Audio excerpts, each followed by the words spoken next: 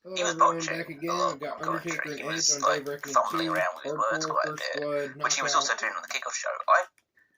Because there's Was something seconds we to haven't spoken go, about because minutes. we talked about it after recording yesterday because I didn't want to bring it up Listen to about the Smokeout whole moment, AEW WrestleMania announcement. They're going to show 40 the night footage. preview. Yeah, we haven't talked about it on that area yet. I know Punk made probably. I assume he made some quips about it on the Thank you guys countdown, for but I watching. didn't I appreciate you pay much I didn't attention catch to it. any. Oh, somebody had videos put are out going up something. as soon as I can get them.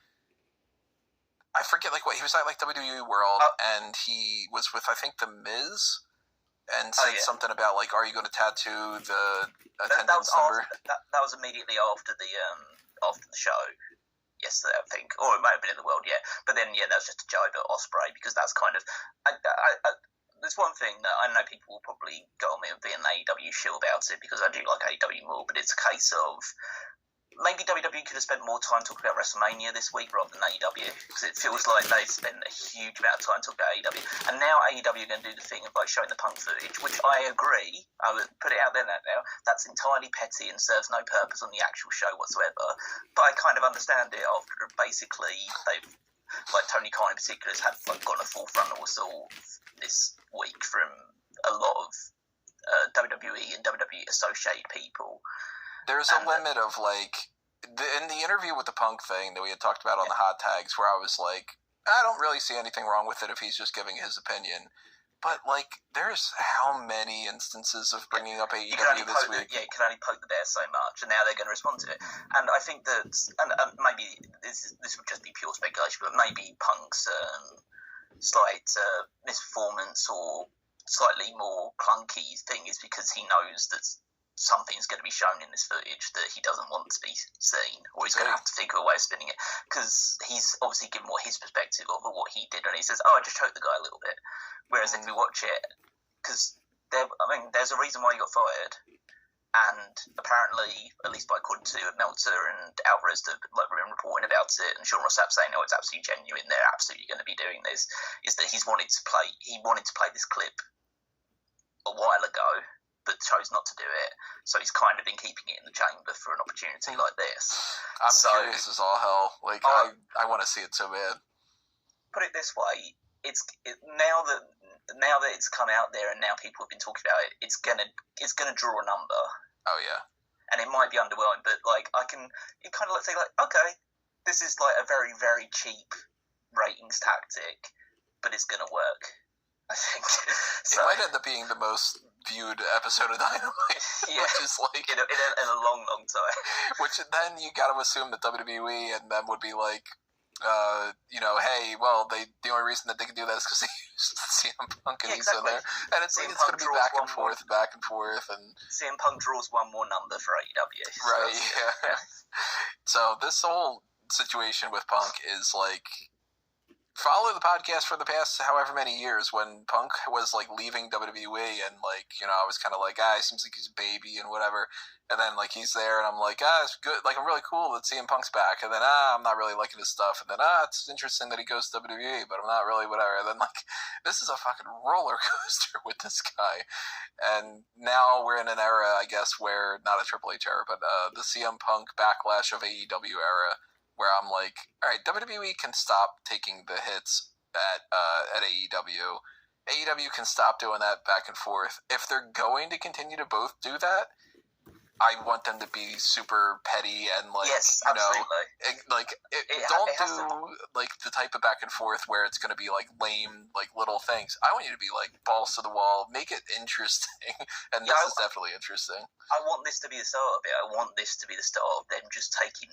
Like literally, almost any time someone's interviewed, they're taking shots at the other company. Yeah, like even if it's like they've never been in the other company.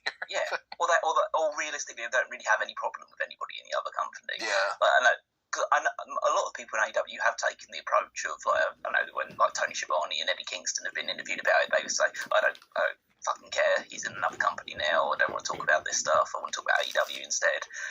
So, but. Clearly Tony Khan doesn't think that way, and neither did Bucks. So, and that's the thing that's important with this one.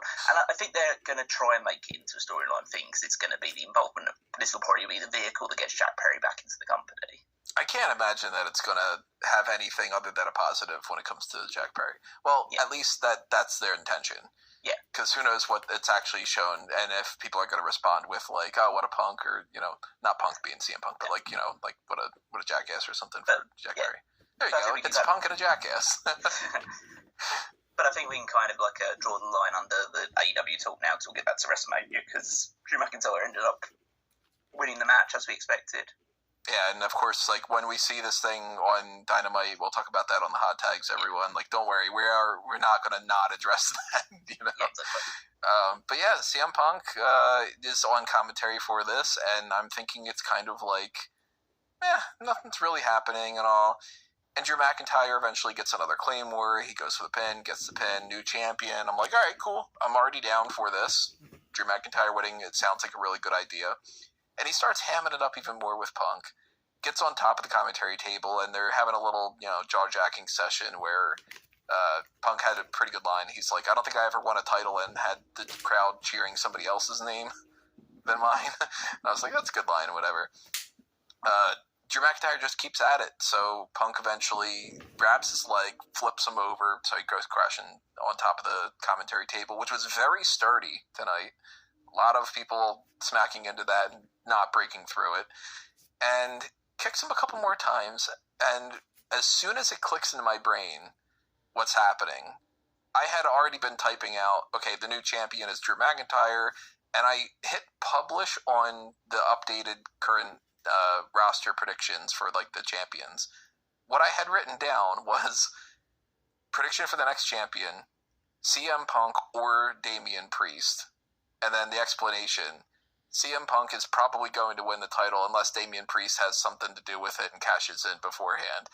I hit publish, and then I hear Damian Priest's theme hit, and I'm like, okay, I'm just going to keep this page open. Damian Priest comes out, smashes Drew McIntyre in the face with the briefcase, cashes in, and our new heavyweight champion with a South of Heaven choke slam is Damian Priest. And I thought this was fucking great. I loved it. Stupid AI. Yeah, I hate this. I can't help it because it's a case of, it's a cash-in, so there's an excitement surrounding it. I just think they've done such a horrible job with Priest and the briefcase that it just felt like, okay, you've got McIntyre, you've put a lot of effort into McIntyre and getting him over strong as a top heel. He's got a feud with Punk on the horizon. He's just beaten Seth Rollins. He's won the title in front of the crowd. And I know the kind of part of the issues I have with it is the fact that Priest wins. All right, thanks for watching, guys. God bless. Have a good day. Priest is a mid-card